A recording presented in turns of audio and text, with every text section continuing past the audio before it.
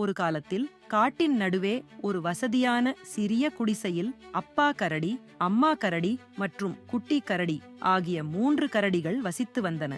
ஒரு நாள் காலை அவர்கள் காலை உணவாக ஒரு சுவையான கஞ்சியை தயார் செய்தார்கள். ஆனால் அது சாப்பிட மிகவும் சூடாக இருக்கவே அது குளிர்ச்சியடையும் போது அவர்கள் நடந்து செல்ல முடிவு செய்தனர். இதற்கிடையில் கோல்டிலாக்ஸ் என்ற ஆர்வமுள்ள ஒரு சிறுமி காட்டுக்குள் அலைந்து திரிந்து கரடிகளின் குடிசையை கண்டாள். அவள் கதவை தட்டினாள்.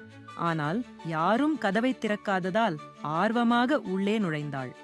மேசையில் அவள் 3 கிண்ணங்கள் கஞ்சியை கண்டாள். அவள் முதல் கிண்ணத்தை ருசித்தாள். ஆ, மிகவும் சூடாக உள்ளது, அவள் சொன்னாள். பின்னர் அவள் 2வது கிண்ணத்தை முயற்சித்தாள். மிகவும் ஆறிப்போய் இருக்கிறது என்றாள். இறுதியாக அவள் 3வது கிண்ணத்தை ருசித்தாள். இது சரியாக உள்ளது என்று கூறி அதை முழுவதுமாக சாப்பிட்டாள். சாப்பிட்ட பிறகு அவள் சோர்வாக உணர்ந்தாள். அங்கே 3 நாற்காலிகளைக் கண்டாள். அவள் முதல் நாற்காலியில் அமர்ந்தாள். மிகவும் உயரமாக இருந்தது. பின்னர் 2வது மிகவும் சிறியதாக இருந்தது.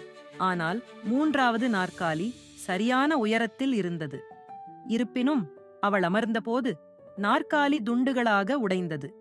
இன்னும் தூக்கம் அதிகமாக உணர்ந்த கோல்டிலாக்ஸ் மாடிக்குச் சென்று 3 படுக்கைகளைக் கண்டாள்.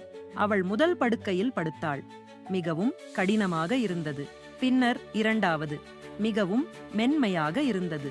ஆனால் 3வது படுக்கை மிகச்சரியாக இருந்தது. அவள் அயர்ந்து தூங்கிவிட்டாள்.